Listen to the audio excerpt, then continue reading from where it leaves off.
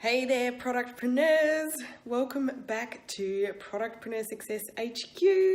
Catherine Langman here, and I just have released a new blog this morning all about how to boost your e-commerce sales.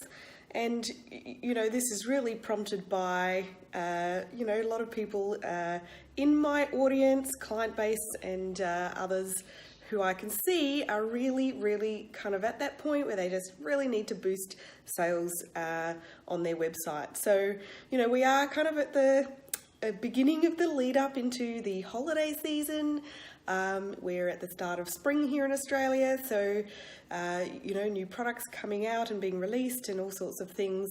But also, I have been hearing a lot of people talking about their website just not performing that great, and it's not converting the sales that they would really like, and not really knowing what to do to fix it. And it can feel a little bit demoralizing, I know, when you see, other websites that or other businesses that you can see that they're just doing absolutely amazing things, and the green-eyed monster can get the better of us sometimes, and we want to be like that. And fair enough. So my latest blog post, you can see in the link, gives you 12 ideas for how you can start to boost your e-commerce sales fast.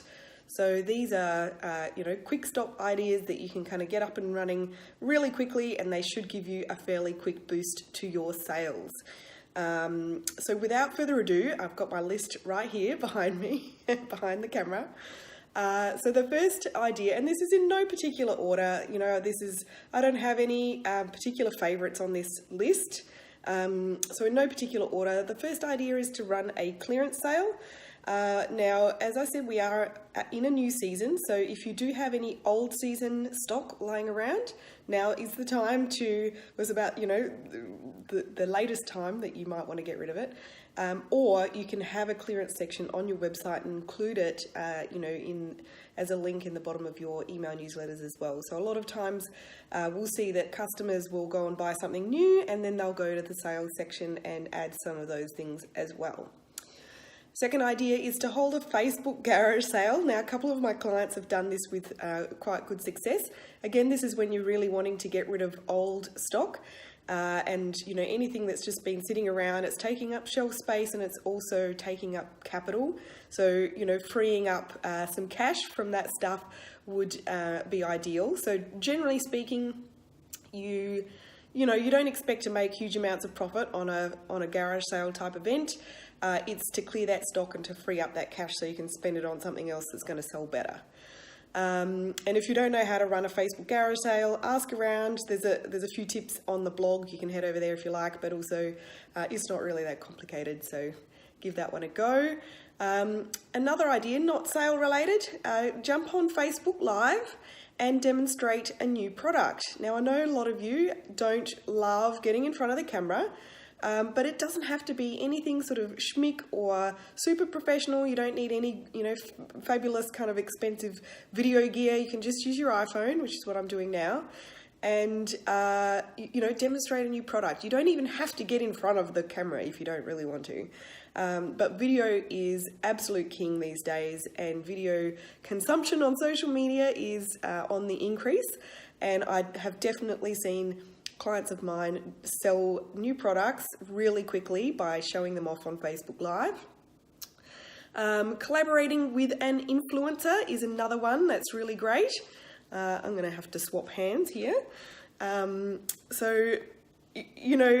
It's not a new thing to collaborate with an influencer. This is a strategy that's been around for a while now. But where it works is if you are, it needs to be something that you do sort of several times. So it's not like a one-off type thing that you work with one influencer and then, expect that to be an overnight hit of sales success. So try and kind of make it a regular monthly thing if you are going to give that a go.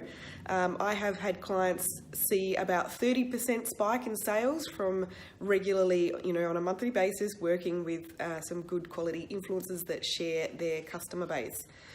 Another one is to run a themed promotion. So themed promotions like Mother's Day, World Environment Day, Breastfeeding Day or Week. I think that's been just recently.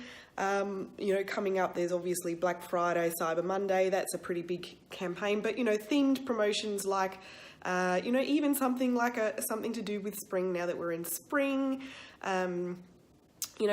Pick some kind of an anchor point that you can theme a promotion around. Put together some cool bundles that work with that theme and pull together some imagery that relates to the theme and get that out there on social media and email and of course on your website. What else have I got on my list? Oh, promos like buy 2 get 1 free, that sort of thing. Any kind of bundle that entices a slightly bigger average order value is good for you, but it's also giving good value to the customer. They usually work really well. Free shipping, that it is it's been something that works really well for most of my clients consistently, especially if it's free express shipping.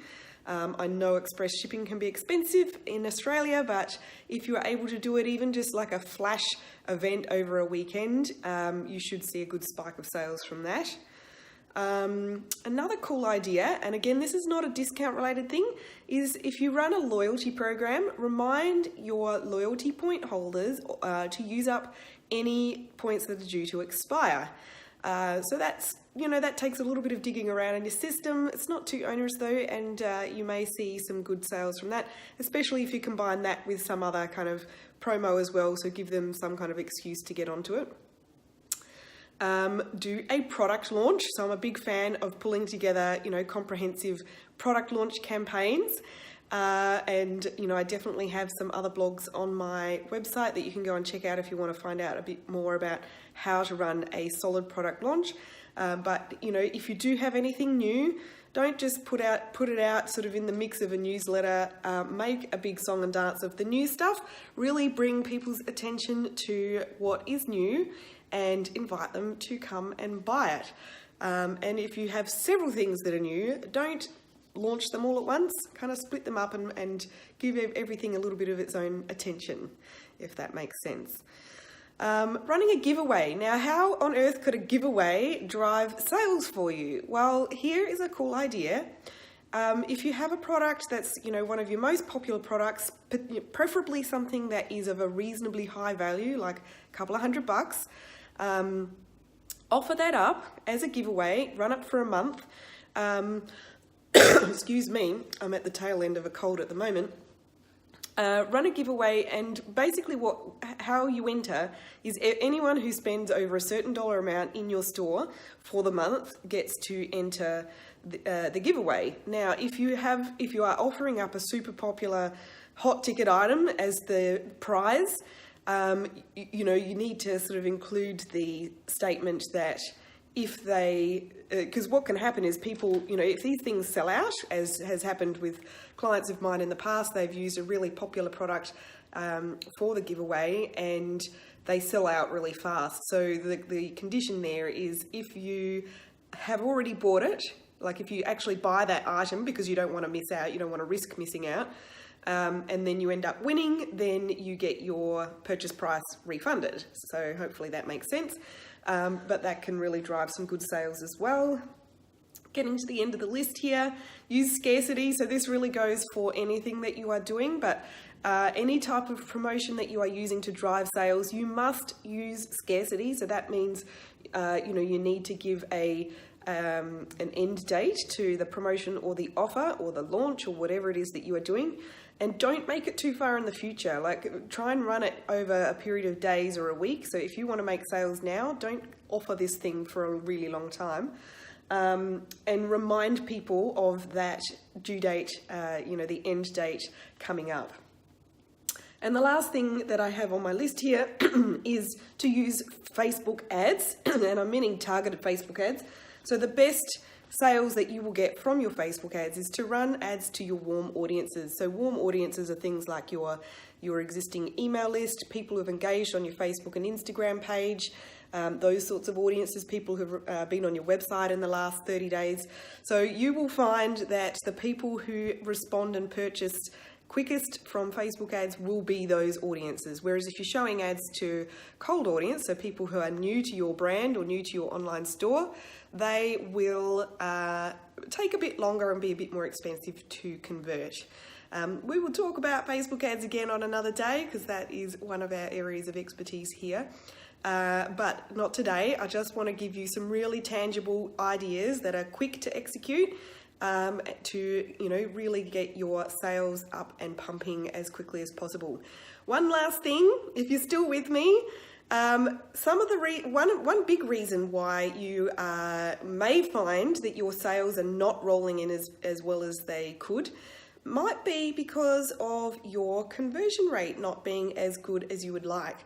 There's certainly other reasons. There's, many reasons why a website may not be converting as sales as well as you'd like.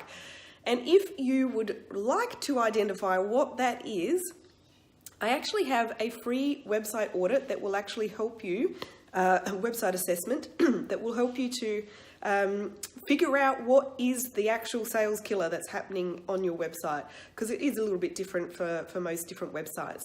So if you'd like to have that free website assessment, there is a link. It's on the blog, but I'll also put it under this video. It's bit.ly/e-commerce website assessment. I think that's right.